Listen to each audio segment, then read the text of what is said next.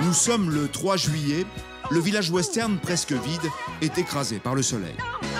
Seuls quelques vacanciers arrivés en juin occupent encore le terrain. Un calme relatif qui annonce la tempête à venir. Le gros des juilletistes est attendu pour la fin de la semaine. Dans le camping, le personnel est sur la brèche. À la rigueur, celle-ci, il suffit de la reculer très légèrement sans pour autant changer le lining à l'intérieur de place. Ouais, c'est le montage des 9 tipis qui, pour le moment, est au cœur des préoccupations de Arnaud, le patron du village. Il en reste combien à faire après, là? Celui-là ici. 1, 2... Non, c'est fait. On a commencé là, on a fait... Ah d'accord, donc c'est le DER. Il n'y a pas le 4 là encore à faire. C'est le 4 là. Ok, c'est le DER. Et on n'oublie pas la barre de l'autre côté, quoi. Mais on règle la hauteur des toiles surtout, parce que c'est ça qui va être important. Une toile trop haute provoquerait un appel d'air incontrôlable à l'intérieur du tipi et pourrait le soulever. Mobilier installé. Ici, les lits sont positionnés. Il me reste encore les séparations textiles par rapport aux 2 chambres. Et celui-là est terminé. Celui qui s'occupe de l'aménagement des intérieurs, c'est Dylan, 25 ans. Un lit superposé et un lit simple en bas. Ça, c'est pour les enfants. Après, ici, il y a une toile de séparation qui sépare les 2 chambres. Et là, c'est la suite nuptiale, en gros. Voilà. Une fois les cloisons installées, Alicia rentre en scène. Elle est chargée de la literie et de la vaisselle. Alors là, j'équipe les valises pour la vaisselle. La nettoyer, la dépoussiérer. Et voir si elle compte faire l'inventaire de la vaisselle. Bon, mais voilà, encore un, et c'est fini. Un tipi se monte en 2 jours, à condition que tout se passe comme prévu. Attends, doucement. Malheureusement, ce n'est pas toujours le cas. Faut pas te faire de trou dans la toile. Hein. Arnaud, dont le regard est affûté, repère rapidement le détail qui cloche. Allez, dites-moi dans quel sens la toile, elle se met en général par rapport aux coutures. La toile de ce tipi est à l'envers. On voit que la couture est là à l'extérieur, on voit que les coutures sont à l'extérieur, alors que de l'autre côté, voilà, c'est juste quelque chose de propre et juste pareil que les 8 autres. Voilà, donc, Et ça peut pas rester comme ça? Bah non. 1, ça peut pas rester comme ça parce que ça n'est pas fonctionnel. On peut pas installer les oreilles, donc on peut pas le laisser comme ça. Et 2, à la moindre flotte, on va avoir de l'eau qui va s'agglutiner sur les coutures. C'est comme une toile à l'envers, ça marche pas, quoi. Je sais pas si je vais pas faire une boule à la place. Ouais. L'erreur est rapidement corrigée. Dylan et Stéphane retournent la toile en une demi-heure. Les tipis et leurs fameuses oreilles, ces ouvertures en forme d'aile au sommet, font fureur durant l'été. Ils sont la marque du village. Ils doivent être fin prêts. Les premiers vacanciers vont en prendre possession dans 24 heures. Voilà, maintenant c'est bon. La Gironde, une région du sud-ouest qui encercle Bordeaux. Au nord, le village d'Ourtin, au cœur du Médoc, entre l'estuaire et l'océan Atlantique. Avec sa forêt landaise et sa plage interminable, le Médoc est un paradis pour les baigneurs et pour les randonneurs. Et cerise sur le gâteau, c'est ici que l'on produit parmi les meilleurs vins du monde. Ces qualités font du Médoc une des destinations préférées des vacanciers. 3500 habitants l'hiver, 25 000 l'été, Ourtin est apprécié pour son marché. On va prendre 500 grammes de chipolata et 500 grammes de merguez aussi. Mais c'est surtout son lac qui fait la réputation du village. Le plus grand de France que seule une bande forestière sépare de l'océan. Alors des fois on échange les bateaux, on va sur l'un, sur l'autre. Et là quand même on est pas bien là. Hein? À la périphérie, un camping 4 étoiles qui affiche complet tout au long de l'été. Sur 15 hectares de chênes, d'érables et de pins, le village western, c'est son nom, dispose de 300 emplacements dont un tiers en mobil-home. Des installations qu'il faut préparer avant l'arrivée du gros des estivants. Si hier on était charrette, là on est dans le rouge pourpre. Ouvert de mai à octobre, tout est ici pensé pour le vacancier. Une piscine avec 2 bassins, des aires de jeu pour les enfants, un restaurant en terrasse, avec en prime une supérette. Mais le village offre bien plus encore, puisqu'il s'agit d'un camping à thème. Venir ici, c'est donc s'offrir une ambiance particulière. Arnaud, le patron, a voulu recréer une petite ville de pionniers de l'Ouest américain. quelqu'un arrive directement, c'est à peu près la première vue qu'il a. C'est un bâtiment typique que j'ai copié dans l'État de New York. Et il propose aux vacanciers non seulement le décor, mais également les activités qui vont avec. Donc là, quand c'est comme ça, tu fais... Lancer de couteaux et de haches. Apprentissage du lasso, loin d'être évident. Ah ouais, on n'a pas l'impression, ça paraît facile, mais c'est super dur. Candice a choisi le village parce qu'elle voulait d'abord séjourner dans un authentique tipi avec toute sa famille. Alors, c'est très rudimentaire. Et ensuite, donc, vous avez 2 chambres. Donc là, je vous présente la suite parentale. Elle va également profiter de son séjour pour apprendre à danser la country.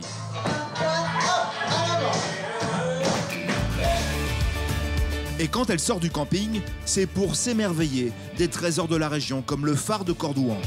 Ah, j'adore. Ah, je ne m'attendais pas à ce que ce soit si grand. Ah, c'est super beau. C'est impressionnant. Quant à Johanna et Sébastien, ce qui les a fait venir, ce sont les randonnées à cheval. Est-ce que ça va? Est-ce que tout va bien? Oui. Car le village western est également un centre équestre où l'on célèbre l'équitation façon cowboy. Le cheval doit vous écouter. Je tourne dans cette direction-là. Et toujours pareil, je vais m'arrêter. Arrête. OK? Bienvenue au village western, un camping pas tout à fait comme les autres. En cette fin d'après-midi, il fait un soleil de plomb au village pour accueillir Marie-Pierre, Jean-Christophe et leurs 4 garçons. Ils ont fait 1000 km depuis Bruxelles. Comment ça va? Bien. Ça y est, on a fait toute la route, on est arrivé. Super. C'est fini. C'est fini. Allez, bon, on va vite s'installer alors, comme ça. Je vous ai préparé votre petit plan. J'ai ma copine Ambre qui va vous amener jusqu'au emplacement numéro 85. Voilà, je vous le donne et puis on se revoit tout à l'heure si vous avez besoin de quoi que ce soit. Ça va, merci beaucoup. L'emplacement 85 n'est pas celui que la famille occupait l'année dernière quand elle a atterri au village western pour la première fois. Mais le problème est toujours le même, c'est l'espace. Merci, c'est bien gentil. Va chercher de l'aide, je dois aller chercher de l'eau. Non, d'accord. À voir si on a la place pour tout mettre. Parce que... Il y a beaucoup de choses? La tente prend de la place. On va voir ça. Le plus important pour Marie-Pierre et Jean-Christophe, c'est d'abord d'être à côté de leur ami Dominique, qui a loué le mobil-home 75, juste en face. Bip, bip. On met la tente ici et on met la tunnelle là. Et on met notre voiture devant chez Dom. C'est censé en avoir combien les courbés? 3, c'est bon déjà? 4. Ah. Ici, moi, Arrive le moment qui réclame une organisation militaire, le montage des tentes. les enfants, tous les poteaux un peu courbés, vous les mettez devant les pieds, les trucs qu'on a mis. Faut voir comment ça se mettrait. Tout le monde est réquisitionné, sauf Maxime, le petit dernier. Nickel. Attends, parce qu'on sait jamais si on doit le retirer. Augustin et Martin, vous pouvez monter votre tente, hein? Augustin, qui a 16 ans, a droit à sa tente personnelle. Au fur et à mesure que les étés passent, l'aîné a besoin d'indépendance. Yes. C'est du plateau monté, hein? Bah j'ai pas tout monté, j'en ai mis C'est pas quelques-uns. définitif. Hein. Ok. Pour notre famille, le camping est une affaire sérieuse. Nos irréductibles belges le pratiquent depuis toujours sous tente. Et pas question de céder à la mode du mobil-home. En fait, mon mari a campé avec ses parents. Et nous, ça fait 20 ans qu'on est ensemble. Et on campe depuis 20 ans, depuis qu'on est ensemble. Donc voilà. Donc les enfants, Augustin, la première fois qu'il est parti, il avait 6 semaines. Et c'était dans cette tente. Et il a fait ses 2 semaines de camping avec nous. Tu serais triste si on partait plus en camping? Oui. Est-ce que tu voudrais aller dans un mobil-home? Non. Les 50 mètres carrés de l'emplacement suffisent tout juste à accueillir les 2 tentes et la tonnelle. Mais il faut gagner centimètre après centimètre. C'est bon? Ça, on va mettre le plus dans le coin possible. Hein, ouais. Bah écoute, moi je suis dans le coin. Malgré une solide expérience du camping, l'installation a tout de même pris 2 heures. Mais le résultat est là. La tente principale, 25 mètres carrés pour 20 ans d'âge. Fierté de Marie-Pierre. Regarde la belle maison. Tu seras content de venir chercher quelque chose de frais chez moi dans mon mobil-home en plein cagnard. L'espace intérieur propose un large salon ouvrant sur les 2 chambres de taille identique. À droite, celle des cadets, à gauche, celle des parents. Donc là, il y a 2 enfants, mais c'est des matelas autogonflants qui sont en train de se gonfler. Et mon fils ne veut pas que j'y touche. Et après, ils mettent leur sac de couchage, leur oreiller, et ils ont au milieu leur sac d'habits. Voilà, nous, on a un sac de place. Voilà, tout simplement. Les petits sont comme leurs parents, parfaitement équipés. Comme ça, ou bien on sait faire comme ça. Et tu peux l'accrocher. Et pour l'accrocher, on sort le petit crochet. Et alors, on l'accroche. Si on veut, quand on est encore réveillé, on peut la mettre ici s'il fait nuit. Le campement est fin prêt. Les vacances peuvent enfin commencer pour nos Belges. Alors, on va au pot d'accueil. On va voir, là, normalement, il y a la présentation des animations. Pour la semaine. Pour la semaine. Et voir comment se passe la vie dans le camping, je pense. Parmi les estivants arrivés tôt dans la saison, voici Dylan et Sébastien, 21 et 34 ans. Ils sont arrivés la veille avec leurs fiancées respectives, Coralie, 19 ans, et Johanna, sa sœur aînée, 26 ans. Sans oublier Marie, leur maman. La première info très importante, c'est ce soir le feu d'artifice à 23h, ici à un quart d'heure à pied à Ourtinport. Le pot d'accueil est l'occasion de planifier les activités de la semaine. Donc, je vais prendre juste un nom, un numéro. Grâce à Jean-Félix, un des prestataires du camping, ils vont admirer le premier feu d'artifice de l'été d'un point de vue inédit. C'est bon, hein, c'est sûr. C'est bon, c'est sûr. C'est sûr, à motiver. Oui. Vous allez voir, vous allez passer un chouette moment. Ce soir, on doit se rendre à 21h20 au port pour aller sur le catamaran pour voir le feu d'artifice. Et surtout, passer de très très belles vacances. Une bonne soirée à vous. En attendant la nuit, Dylan et Sébastien se livrent à la première activité incontournable du camping. Alors, on a des saucisses, des merguez, du poulet et des brochettes de bœuf.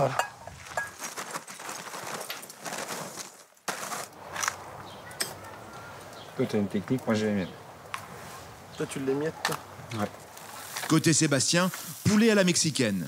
Dylan, lui, s'occupe des merguez et des chipolatas. Toi, c'est le poulet mexicain qui fait démarrer aussi. Il était déjà bien pris. Hein. Oh, arrête. Rien ne manque sur le grill. Si le barbecue est classique, le choix du camping ne doit rien au hasard. On s'est dit avec ma copine, ouais, ça pourrait être sympa, changer un peu d'ambiance du camping traditionnel. Là, au moins on voit que ça change. Il y a des tipis, il y a l'ambiance western qu'ils ont fait avec tous les équipements. C'est sympathique l'ambiance comme ça. Ça change. Les grillades sont à point et arrivent à bon port. Le mobil-home numéro 82. La deuxième activité incontournable au camping peut débuter, l'apéritif. Et la famille a pensé aux accessoires, dont le palmier. Normalement, c'est des glaçons tout autour, mais bon. Je l'avais pas encore gonflé, je pensais qu'il était un peu plus petit, donc là, ça va être un peu compliqué. On traque Au feu d'artifice ce soir sur le catamaran. Au même instant, chez nos amis belges, c'est également l'heure du dîner. Là aussi, les classiques du barbecue. Petite différence toutefois, la cuisson se fait à domicile. Ça, c'est 6 chipolatas, 2 merguez, 2 canards et 2 aux herbes. Mais les côte à côte pour savoir qui prend. La préparation du dîner est le moment idéal pour organiser le planning des activités. Mais demain, il prévoit canicule, 42 degrés. Donc ça va être océan le matin et piscine l'après-midi. Là, on a les cuire. On peut passer à l'entrée. Dans 5 minutes, c'est prêt. Martin, 2 pour commencer. Maman, le melon est très juteux. Donc tu l'as très bien choisi. Alors que la tribu termine tranquillement son repas et que le soleil se couche sur le lac d'Ourtin, Sébastien et Dylan arrivent au port en famille, à l'heure prévue. Vous ferez partie du deuxième convoi. Voilà, il y a déjà un premier convoi qui est parti. Parce que vous pouvez pas, de toute façon, vous ne pouvez pas rentrer tous dans le Zodiac. Voilà, à 20 et quelques. Donc, vous ferez partie du second et voilà. Il n'y a pas de souci. S'il n'y a pas de souci, je crois qu'on est au complet. T'as mis la glacière et tout? Ouais, la glacière, le sac. On est pas à partir. C'est David qui gère les opérations. Et il a pris soin de vérifier la météo pour ne pas gâcher la fête. Voilà.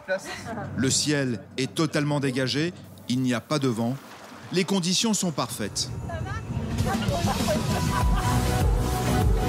Début juillet, la lumière se prolonge tardivement. Ce soir, elle est sublime.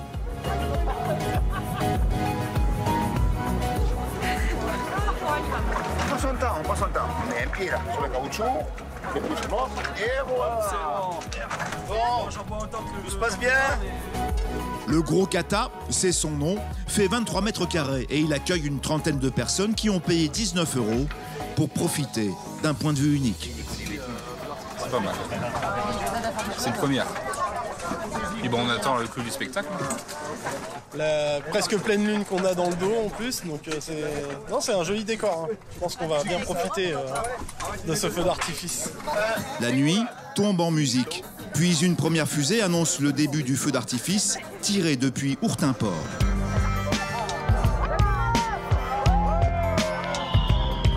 « 20 minutes d'une féerie multicolore qui ravit tout l'équipage.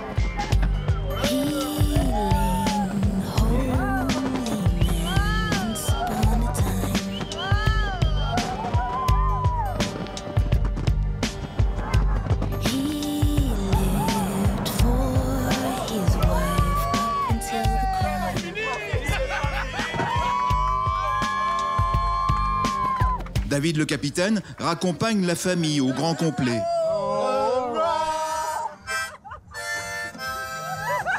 Sur le port, la fête bat son plein.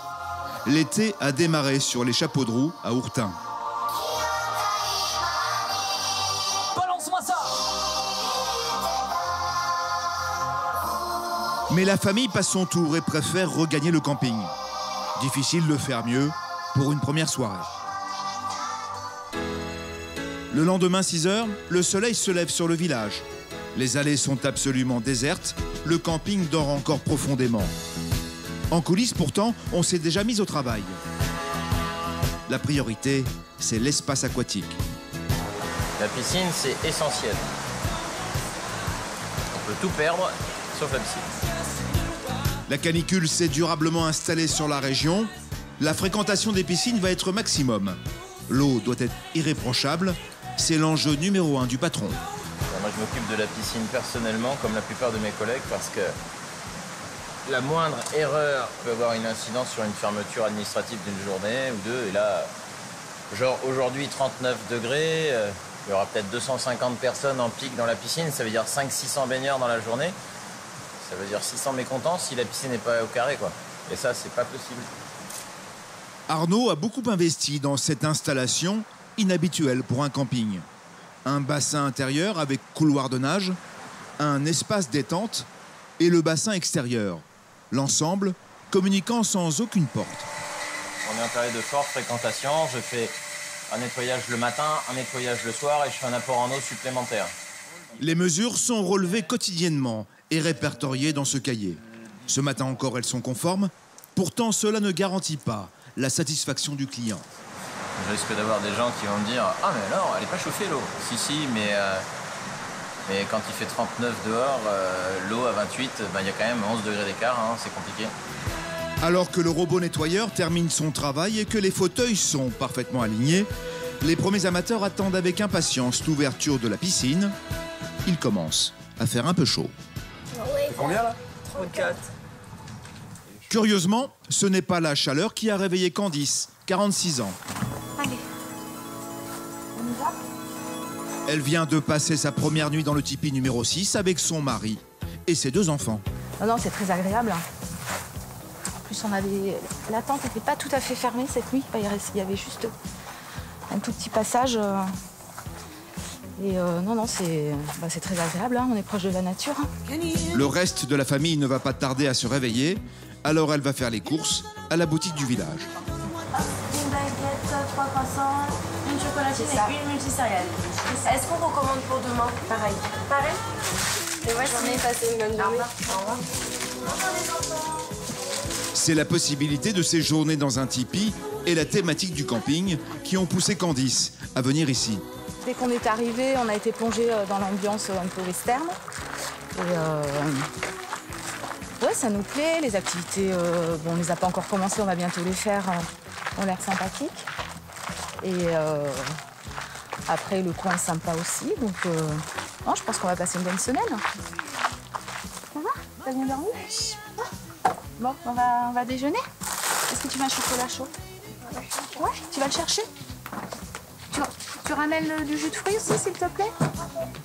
Les occupants des tipis disposent chacun d'une cuisine extérieure avec réfrigérateur, micro-ondes, cafetière et plaque de cuisson. C'est agréable, hein? Bon, on est juste un peu pressé parce que l'atelier attrape-rêve va bientôt commencer. Donc, c'est un peu la course, même en vacances. Toi aussi? Ouais, je vais.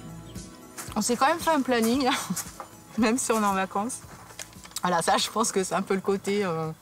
Voilà, on continue à organiser. Bon, ça, je peux pas m'en empêcher, même en vacances. Avec cette chaleur accablante, Sébastien, Coralie et Dylan n'ont pas tardé à pointer le bout de leur nez. Natation pour le premier. Relaxation pour le couple. Franchement, très agréable. Après des fois de chaleur comme ça, là, il n'y a rien de tel. Ici, un petit coin, un spa qui est vraiment sympa. Petit jacuzzi, les bains hydromassants. Franchement, il n'y a rien de mieux. L'eau est bien à 28 degrés, mais contrairement à ce que redoutait Arnaud, nos vacanciers la trouvent parfaite. Là, franchement, de cette chaleur, une piscine un petit peu fraîche comme ça, c'est le top. La piscine attire du monde sans être bondée par ailleurs. Probablement parce que le village propose plusieurs ateliers en relation avec l'univers western. Colin et sa mère, justement, vont apprendre à fabriquer un attrape-rêve, un objet très répandu chez les Indiens d'Amérique. C'est pour attraper les mauvaises ondes ou enfin, les mauvais rêves. En voici un exemplaire. L'objet est élégant, mais il est complexe à mettre en œuvre. Les conseils de Chloé, l'animatrice, sont indispensables. On va venir poser le fil sur le bout de bois à l'opposé du nœud d'attache. Voilà, donc là on prend du raffia et ça va nous permettre en fait de faire le contour là enfin le contour. Ça va nous permettre de fermer la branche. Voilà. Ici, je tiens bien.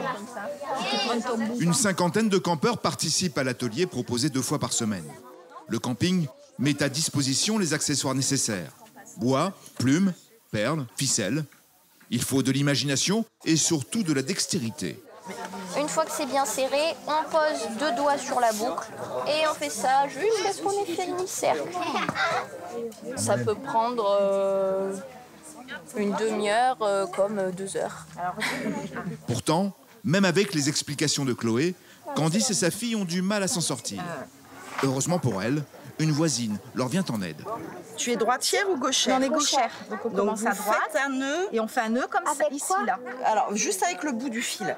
Oui, c'est ça. Voilà, là vous faites 3 nœuds classiques. D'accord.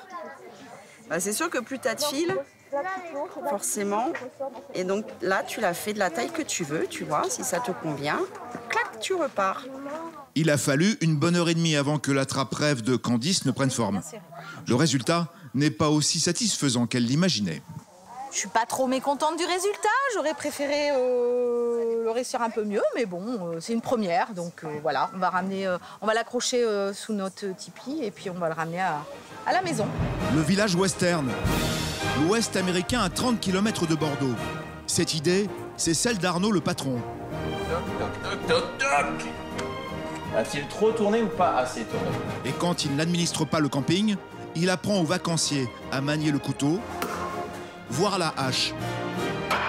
Jamais réussi ça! Ces ateliers rencontrent un grand succès auprès des campeurs. Arnaud les a mis au point dès la création du village en 1999. Pourtant, tout a très mal commencé.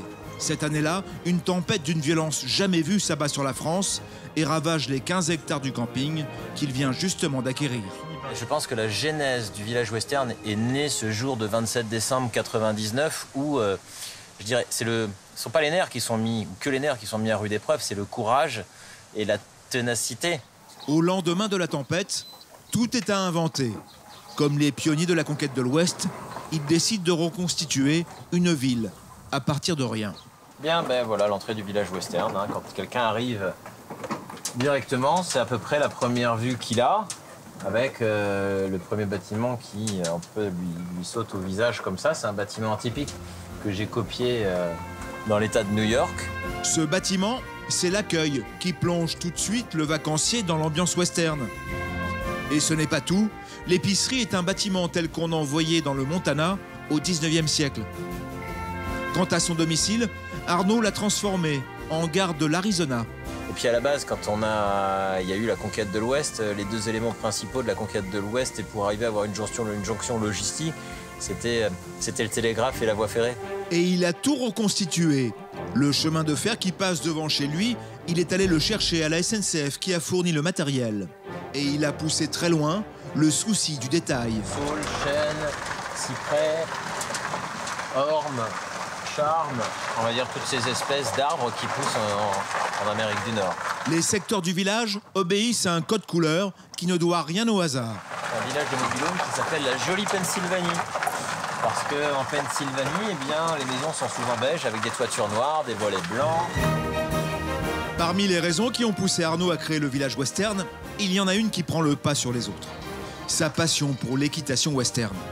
Une équitation de cow-boy qu'on pratique dans les ranchs. Allez, ça roule. Rares sont ceux qui le savent, mais ce sont les colons européens qui ont introduit le cheval en Amérique. Avant leur arrivée, il n'y en avait pas. Arrête. Voilà. Pendant qu'Arnaud se produit devant un public conquis, Marie-Pierre, Jean-Christophe et leurs enfants vont à la mer. Le village se situe à un quart d'heure de voiture de l'océan. Le rivage qui s'étend du Médoc aux Landes forme pour ainsi dire une seule et même plage d'environ 250 km de long. Maxime, tu as bien ta casquette, chérie? La région est connue pour sa baignade et aussi pour ses spots de surf. Nous sommes à Hourtin-Plage et donc les garçons sont juste un peu plus loin, ils vont commencer leur cours de surf. Et donc, voilà, on va aller regarder un petit peu et profiter de la plage en même temps. Augustin, l'aîné, va prendre son premier cours en compagnie d'Henri, le fils de Dom. Eh, par ici. Hein. Papa immortalise l'instant. Ça marche. En approchant de la plage, la famille se sépare. Les baigneurs d'un côté, les surfeurs de l'autre. On va s'installer nous et on ira les voir après. Par là, par là. Regarde, c'est là. Yes. En plus, les vagues sont énormes. On sent les deux ados un peu inquiets. Plus ils s'approchent du bord, plus la taille des vagues augmente. C'est Pierre, le prof, qui va leur donner un cours. On récapitule. De l'eau entre le genou et la taille. Quand la vague arrive, je pousse sur mes jambes et je m'allonge. Quand on fait ça, vous revenez. C'est parti. Tout commence par un bain de mer, histoire de sentir le ressac.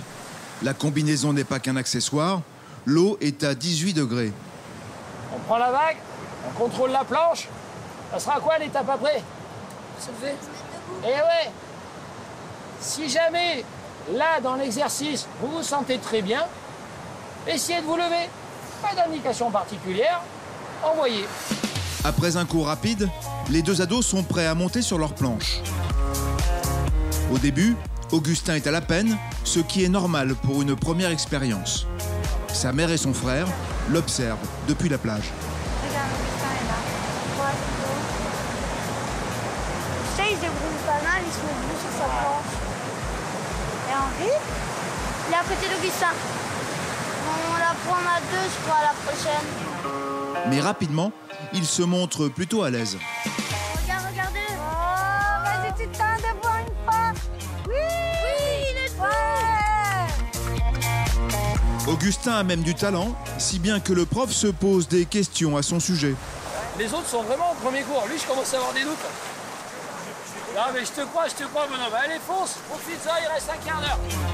Les 15 minutes qui suivent confirment la prédisposition de l'adolescent pour la discipline.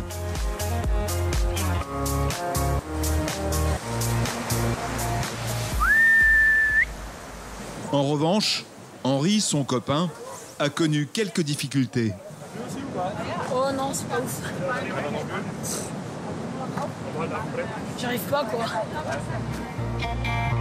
Le temps de remonter vers le club, la famille se retrouve.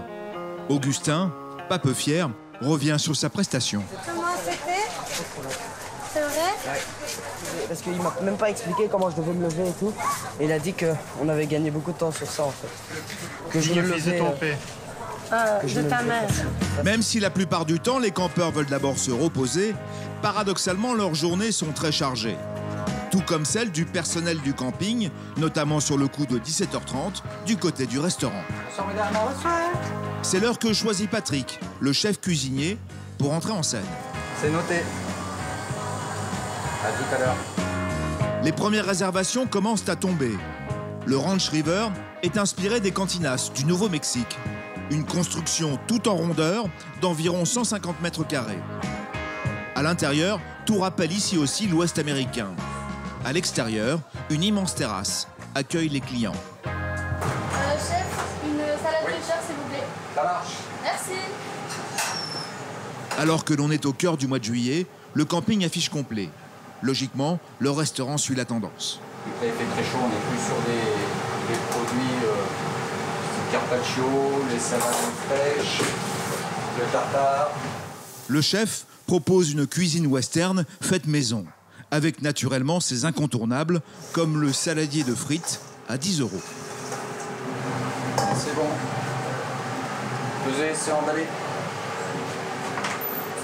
Charlotte. Merci. Pendant ce temps, fin de dîner au tipi numéro 6. Alors que Marie et enfants devisent autour d'un melon, Candice a déjà prévu son programme. Non, la salle de danse où il y avait le pot. Il y avait le pot d'accueil à côté du restaurant. Une fois par semaine, le camping organise une soirée dansante. J'ai pas de chapeau, j'ai pas la vraie chemise de cow-boy, j'ai pas les vraies chaussures. Il y a du monde. Pas de valse, ni de tango.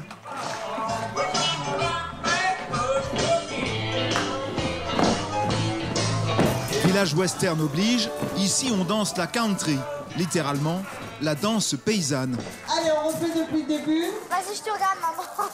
Et contrairement à une idée reçue, la country ne vient pas des États-Unis, mais d'Angleterre. Marche, marche, on frappe le sol. Arrière, arrière, arrière, on frappe le sol. Droit devant, quart de tour. En revanche, c'est bien aux États-Unis qu'elle s'est développée sous sa forme actuelle. Si en France on compte environ 18 000 danseurs, c'est une première pour Candice. Tout comme Colline, qui finalement se prête au jeu. Allez, 3, 4. 1, 2, 3, 4, 5, 6, 7, 8. 1. Vous voulez la musique, hein? Allez, c'est parti. En country, il existe 5 niveaux de chorégraphie, du débutant au concours. Les enchaînements obéissent à des règles strictes, de pas, de claquements de talons, de kicks, de stomp.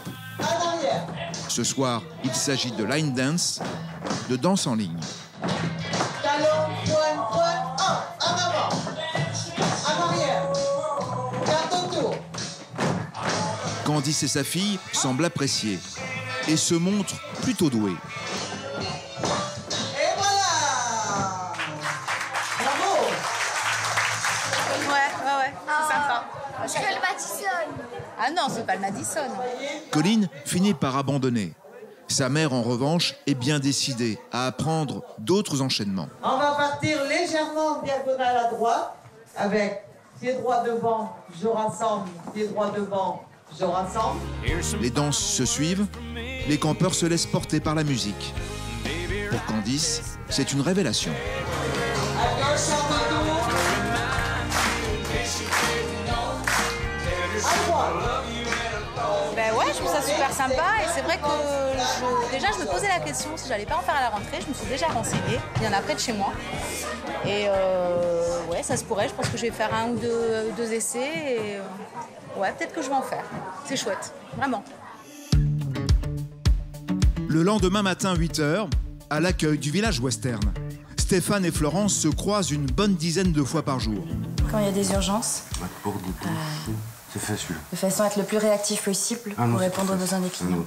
Elle est la patronne du camping, il est le responsable de l'entretien. La journée à peine entamée, une dizaine de réparations attendent Stéphane. Et là, on va préparer tout ce qu'il faut prendre pour les réparations, de ce que je sais déjà. Et après, on y va. Mais il faut que j'aille voir certaines choses puisque je ne sais pas ce que j'ai besoin sur place. Il saisit une caisse à outils, mais ce n'est pas le seul équipement indispensable. Il y en a un autre. La voiturette. Ah oui, avec les kilomètres, si j'ai pas la voiturette, j'ai calculé, je fais à peu près 16 km par jour si je l'ai pas, à pied. Dans le local réservé à l'alimentation en eau des camping-cars, il y a une fuite. Un robinet a disparu, volé pendant la nuit. Ah oui, on a tout enlevé carrément. Voilà. Ça par contre, j'ai pas la pièce sur moi, évidemment. C'était pas prévu dans le genre. Mais là, on va le resserrer dessus et comme ça, ils pourront plus partir avec. C'est à déplorer, mais les vols sont monnaie courante durant l'été. En tout cas, temporairement, ça sera comme ça. J'en ai pas d'autres. Au moins, les autres qui passeront après, ils auront quand même quelque chose pour remplir. Hein. C'est bon. Et voilà. Le village compte 82 mobil-homes, loués sans discontinuer pendant la saison. Le travail ne manque pas. Voilà, ça dort peut-être encore. On va aller voir discrètement. Il est tôt, le mobil-home 67 est encore endormi.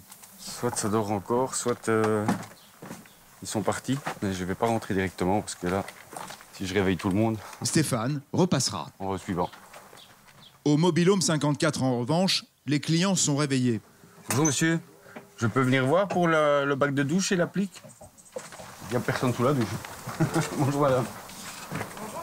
Si, une fuite d'eau a été signalée la veille. La douche, là-bas. Alors oui, là en effet, il faut absolument le changer. Il est fendu, donc si je laisse comme ça, c'est une inondation dans le mobil. Sollicité en permanence, les installations s'usent rapidement. En moins d'un quart d'heure, la douche est démontée. La dextérité de Stéphane est impressionnante. Voilà. Il a fait son temps. Voilà. Lui, il est en place. Donc, je peux remettre la plaque, là. Ça, c'est déjà bon. Je vais déjà l'attacher en dessous. C'est parce qu'il sait tout faire que Stéphane s'est rendu indispensable au village. J'ai jamais arrêté de travailler depuis que j'ai 17 ans et demi. Et ça a fait beaucoup d'expérience. Puis je suis arrivé ici. Là, on fait beaucoup de sortes de boulots différentes. Et je prends mon pied ici. C'est jamais la même chose. Puis il y a les gens, on rencontre les gens. Ça, c'est ce que je voulais voir des gens. C'est ça l'important. Qu'ils aient le sourire quand ils partent. Comme ça, l'année prochaine, ils reviennent. Quant à la douche, elle est prête à l'emploi. Voilà, pour moi, c'est terminé. On ferme. Environ une vingtaine d'interventions attendent Stéphane avant la fin de la journée. Au même instant, à l'emplacement 85, c'est l'heure du réveil. Mais Jean-Christophe se sent un peu seul pour préparer le petit déjeuner. On va chercher la baguette chacun à son tour et j'ai l'impression que ça s'est pas encore réveillé non plus. Qu'est-ce que vous faites là? Un petit café. Un petit café pour se réveiller de bonne humeur. Soudainement apparaît Martin, 8 ans. Il fait partie des premiers debout. Ce n'est pas par choix. Alors, il n'y a pas vraiment d'heure. C'est le soleil qui, une fois qu'il y a la chaleur dans la tente, ça nous oblige à nous lever. Hein, Martin? Quand il fait trop chaud, on se lève. Bon, moi, je me réveille avec un couteau en dessous de mettre de mon visage. Ah oui, tu dors avec ton frère. L'emplacement qui jouxte le 85 s'est libéré la veille. Alors Jean-Christophe a demandé au camping s'il pouvait s'étaler provisoirement. Tom, un petit café? Avec plaisir. En bon campeur, il maîtrise l'art du café à l'italienne, noir et bien serré. Et en bon mari, il sait depuis 20 ans que c'est le préféré de Marie-Pierre.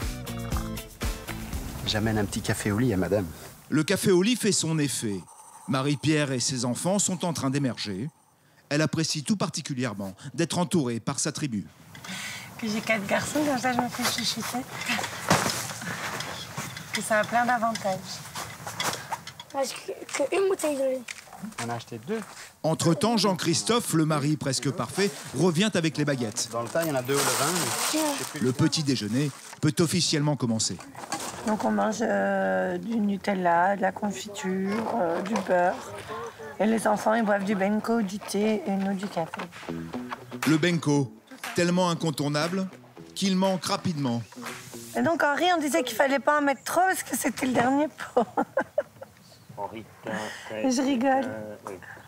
T'inquiète, dame. Non, mais c'est vrai. On en achètera. Si Jean-Christophe s'est occupé du pain, Marie-Pierre gère le linge sale. On va faire une machine. Hop. Même en vacances, ils s'accumulent, surtout à 6. Vas-y. Attends. On va d'abord mettre le linge. Je vais pas mettre le blanc. Normalement, je ne mélange pas, mais... Entre partir avec beaucoup d'affaires et faire peu de lessive, ou le contraire, Marie-Pierre, 20 ans de camping, a depuis longtemps choisi son camp. En fait, quand on part, je prévois pour 5 ou 6 jours. Et donc, j'en fais 1 ou 2 selon... Ah, il y a quelqu'un qui a oublié des vêtements. La machine coûte 5 € sans la lessive. Mais 1 €. Voilà. À 40 degrés, t'appuies là. Vas-y. Et on regarde si ça démarre. Regarde, ça tourne bien, c'est le principal. Tu prends le sac? Allez, bien. Ce matin, nos vacanciers ont un emploi du temps chargé, comme au Mobilhome 82, où Sébastien et Johanna sont sur le pied de guerre. Eh bien, balade à cheval. Vous en avez déjà fait? Moi, oui. Il y a longtemps. La liste d'attente pour les balades à cheval est interminable. Alors le couple ne veut surtout pas manquer son rendez-vous, même si Johanna a mal vécu sa dernière expérience équestre. En fait, je suis jamais remontée depuis que je suis tombée. Depuis que t'es tombée. Ouais. C'est arrivé quand? C'est un truc à pas faire. Oh, j'avais 11 ans, donc ça fait très longtemps. Donc toi, tu vas prendre Bandit, le grand Appaloosa qui est en cours. Et moi, je vais trouver Denis. Amandine est responsable du manège. C'est elle qui va superviser la balade de notre couple. Elle coûte 30 € par personne. C'est bon. On va raccourcir, hein, parce que t'as des petites jambes. Oui. Attends, alors là, il va falloir que tu... Ou soit t'avances, voilà. Avance fort. Il est haut. Ça me rappelle de bons souvenirs. Ça va être intéressant, je pense. Puis la petite balade au bord du lac. Le village western est également un centre équestre où le cheval est roi. Amandine donne les dernières instructions avant le départ. On essaye de pas trop prendre de distance les uns par rapport aux autres aussi, d'accord? Lui, il va venir derrière moi parce que les deux, ils se connaissent bien. Et après, derrière, on mettra donc Johanna. La promenade commence en forêt. Pins et fougères constituent l'essentiel de la végétation. Pas souci, Thérèse, tranquille, fais ta bouche. Le Médoc offre un réseau de pistes incroyablement riche qui s'étend sur plus de 600 km. On a des chemins sympas, assez larges en plus, bien praticables. Puis le lac, on peut marcher longtemps dans l'eau. En moins d'un quart d'heure, apparaît le lac. C'est le temps fort de la balade. S'il fallait en faire le tour complet, cela prendrait probablement la journée, à condition de parcourir la boucle de 62 km. L'appréhension de Johanna semble avoir totalement disparu. Est-ce que ça va? Est-ce que tout va bien? Oui? Ah. Ça va, il mange pas trop? Un peu. Ce qui en revanche n'est pas le cas de l'appétit de son cheval. Eh ouais, mais ça c'est des chevaux. Les chevaux, ils mangent tout le temps. Les bons moments passent en général plus vite que les autres. Cette balade de 45 minutes, malgré sa lenteur, a filé à la vitesse de l'éclair. Je conseille à tout le monde. Hein. C'est sympathique. En plus, aller marcher dans le lac avec les chevaux, ça rafraîchit. C'est un magnifique paysage. Et les chevaux sont très dociles, donc même un débutant peut y aller sans problème. Si Johanna et Sébastien ont choisi le cheval pour profiter du lac, nos Belges, eux, préfèrent un autre moyen. Ok, alors on va commencer tous les enfants, vous allez venir me voir et je vais vous équiper en pagaie. De nombreux secteurs du lac sont protégés et donc fermés au public. Mais aujourd'hui, pour Arthur et sa famille, il va y avoir une exception grâce à Jean-Félix. Oui, bah bien sûr. Tiens, c'est bon. Les paddles, de gros radeaux flottants qui permettent d'embarquer une dizaine de personnes chacun. Elle est chaude. Papa, elle est chaude. Notre famille n'est pas venue pour se baigner, mais pour découvrir les secrets du lac, sous la responsabilité d'une guide de l'Office national des forêts. Jean-Félix donne les consignes. On va toujours tout droit et ensuite on va arriver au niveau de la réserve naturelle sur les premières bouées. Et là, à ce moment-là, on pourra s'accrocher et on sera nickel. Ce qu'il faut, c'est de pas aller direct au large. Faut de suite après les petits bateaux bleus là, on file à droite. Ok? Vous êtes chaud? Allez, on est parti. Une dizaine de familles s'est jointe à cette randonnée au fil de l'eau. La sortie, aussi inédite qu'instructive, coûte 15 € par personne. Il y a un truc qu'il faut faire, c'est être détendu. Détendu. Pour être détendu, vous fléchissez un peu sur les jambes comme ça. Fléchissez tranquille. Et puis vous allez donner des petits coups de pagaie au début, d'accord? Au revoir. Et faut tourner. Allez, que gauche, que gauche. C'est la gauche. Si notre famille a trouvé l'équilibre, le plus dur reste à venir. Le parcours fait 3 km. L'exercice est plus physique qu'il n'y paraît. Attends, mon frère. Attention. Attention l'impact. Attention. Et les collisions inévitables, heureusement sans conséquences. Jean-Félix rassemble les paddles avant de pénétrer dans la réserve. Et donc on va faire le dernier arrêt, juste un peu plus loin là-bas. Donc on va rentrer à l'intérieur de la réserve. Le paddle de notre famille repart tranquillement, mais ce n'est pas le cas pour tout le monde.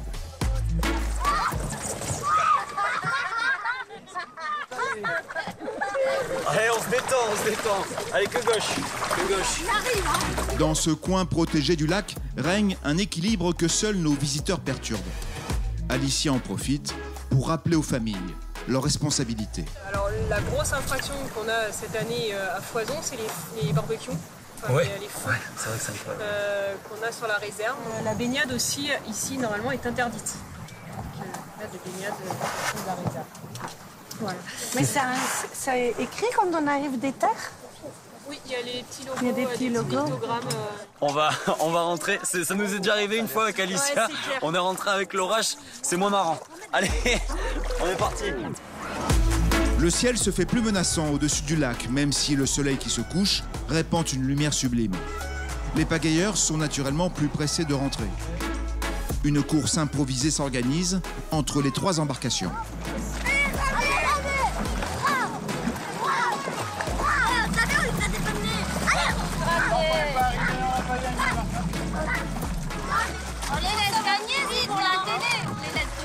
Le paddle de notre famille arrive en premier.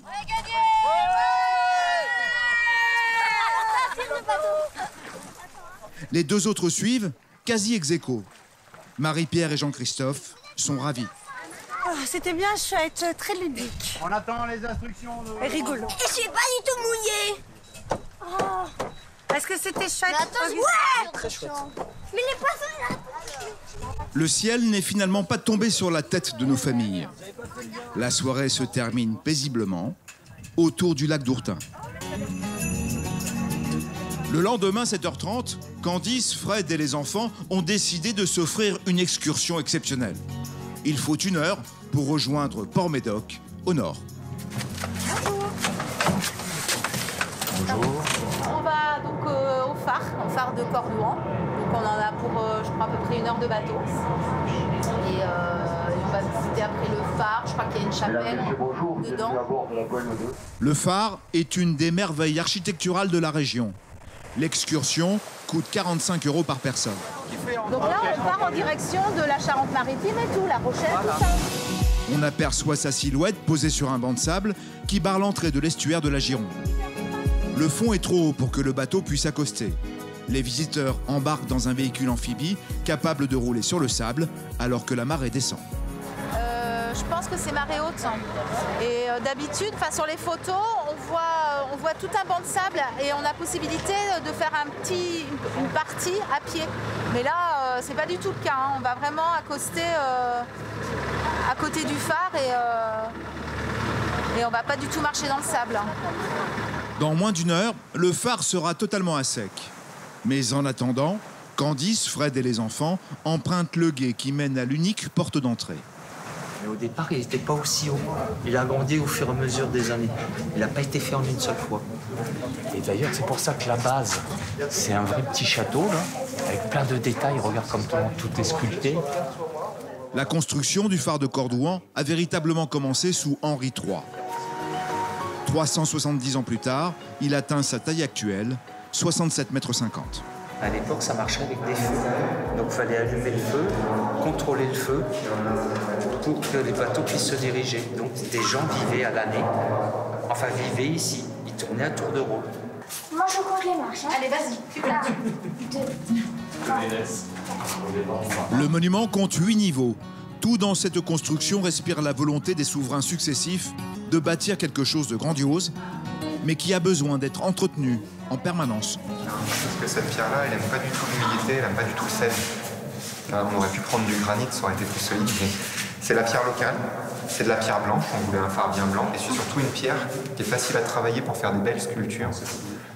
Au premier niveau, la salle des rois, même si aucun monarque n'y a séjourné.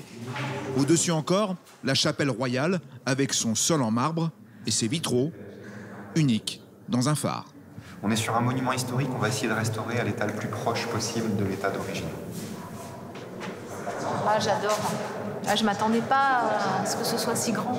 Les niveaux sont reliés par un escalier en colimaçon de 311 marches. À l'époque, l'huile qui servait de combustible à la lampe était acheminée par ces puits qui traversent les étages. Allez, moi je commence à avoir un peu le vertige. Il y a de la hauteur. Ouais, quand même, ouais. Par les fenêtres, Candice surveille la marée, toujours en train de descendre. Je pense que c'est là-bas, sur le bord de sable, qu'on va rejoindre le bateau. C'est en train de se découvrir. On va passer par là, je pense, tout à l'heure. Le sommet du phare n'est qu'à quelques marches. Une passerelle fait le tour complet. La lanterne électrique qui coiffe Cordouan porte à plus de 40 km. Et qu'est-ce qu'il faut faire comme étude pour être gardien de phare? Avant, il fallait aller à l'école des gardiens de phare. Ah, avant, il existait l'école? Ça s'appelait électromécanicien des phares. D'accord. Et comme il n'y a plus de phares gardiennés vraiment à Paris ici, l'école a fermé. Aujourd'hui, ils recrutent des profils très différents. L'océan est partout. Le point de vue est majestueux. On voit l'océan, on voit loin, ouais. Et puis même, c'est un vrai petit château, quoi, ce phare. C'est pas un phare commun. L'année dernière, on a pris la foudre ici, là. Le phare a pris la foudre. Les rares phares que j'ai déjà fait, quoi, c'est pas comme ça. Candice, quant à elle, profite de tous les instants passés à Cordouan. Ouais, c'est étonnant, quoi, de voir une si grosse construction en plein océan. Ouais, moi ça m'épate, quoi. Qu'à l'époque, ils pouvaient faire des constructions pareilles. C'est super beau. Depuis le temps que je voulais le voir, je suis ravie. À la fin, notre famille ne repart pas tout à fait comme elle est venue. Le banc de sable, cette fois, est bien au rendez-vous. Les vacances se terminent en beauté car le lendemain, le départ a sonné au Tipi 6. Celui-là, tu pourras le remplir, hein, parce qu'il est à moitié vide. Ouais. La famille remballe ses affaires. La semaine a filé sans crier gare. C'est vrai que au niveau équipement, on pourrait dire entre guillemets que c'est rudimentaire, mais franchement, dans la semaine, on a manqué de rien. Non. Si pour certains, c'est la fin des vacances, la saison est loin d'être terminée au village western, pour le plus grand bonheur des vacanciers.